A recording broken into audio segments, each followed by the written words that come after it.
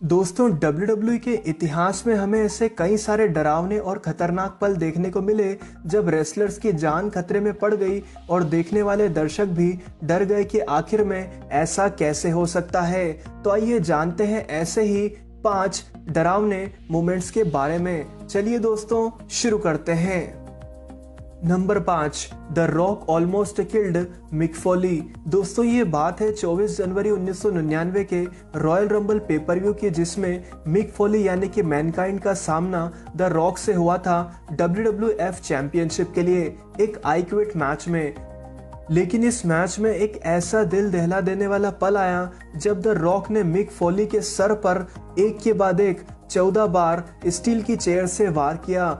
इसी वजह से मिक फॉली खून से पूरे लथपथ हो गए थे और इस मैच को फॉली की पत्नी और बच्चे भी दर्शकों के बीच बैठकर लाइव देख रहे थे, जो कि ये नज़ारा देखकर रोने लगे और इस मैच को द रॉक जीत लेते हैं। Number 4, Vampiro burns Sting. दोस्तों ये बात है साल 2000 के Great American Bash pay per view की, जहां वैम्पिरो और स्टिंग के बीच एक ह्यूमन टॉर्च मैच हुआ था। इस मैच के अंत में बड़ी सी वीडियो स्क्रीन के ऊपर वैम्पिरो स्टिंग में आग लगा देते हैं और उन्हें वहां से नीचे फेंक देते हैं। वाकई में ये पल देखने में काफी ज्यादा डरावना था और फैंस भी ये सब देखकर काफी डर गए थे। Number 3, New Jack almost killed Vic Grimes.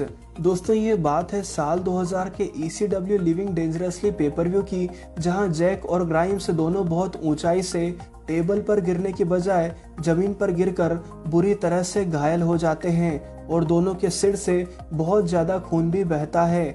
इस मैच के 1 साल बाद जब फिर से इनका मैच हुआ तो न्यू जैक ने ग्राइम्स को सच में जान से मारने की कोशिश की, जहां उन्होंने बहुत ही ज्यादा ऊंचाई से विक ग्राइम्स को नीचे पड़ी टेबलों पर फेंक दिया। पर यहां दोनों ही भाग्यशाली थे कि दोनों ही इस मैच में बच गए और किसी की भी जान नहीं गई।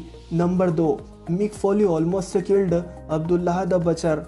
दोस्तों ये बात है साल 1999 के WCW Halloween Havoc pay per view में हुए चेंबर ऑफ हॉरर मैच की, जो कि एक तरह का टैग टीम मैच था।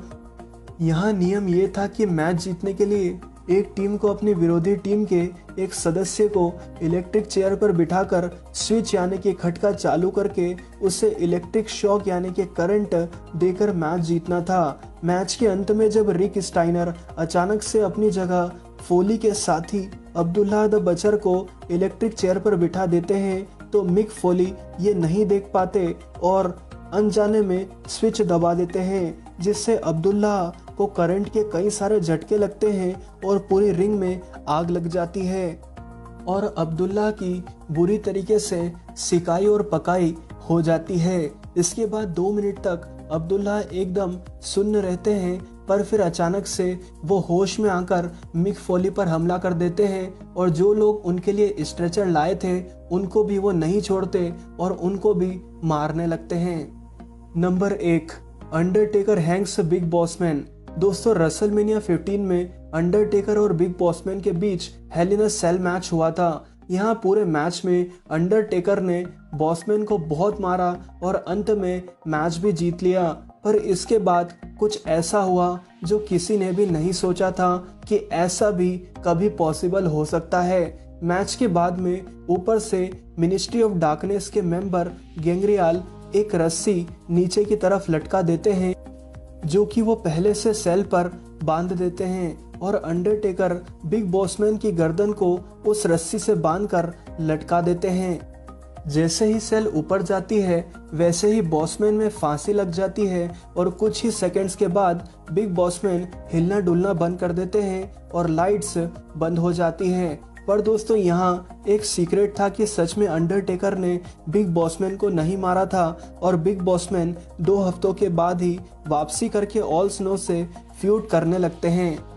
दोस्तों यहाँ जो भी सीक्रेट था वो बिग बॉसमैन के कपड़ों में था, यानी कि उनके कपड़े कुछ इस तरह से बनाए गए थे कि अंडरटेकर जब भी उस रस्सी को लगाएं तो वो बिग बॉसमैन के गर्दन के पीछे वाले हिस्से में जो कपड़ा है उसमें उस रस्सी को फंसा सके और सारा जो वजन है वो बॉसमैन की गर्दन पर ना आकर उनके कपड़ों पर आए। इस तरह से इस खतरनाक स्टंट को यहाँ परफॉर्म किया गया था और फैंस को इसके बारे में पता भी नहीं चला। तो दोस्तों अब आप मुझे कमेंट करके बताइए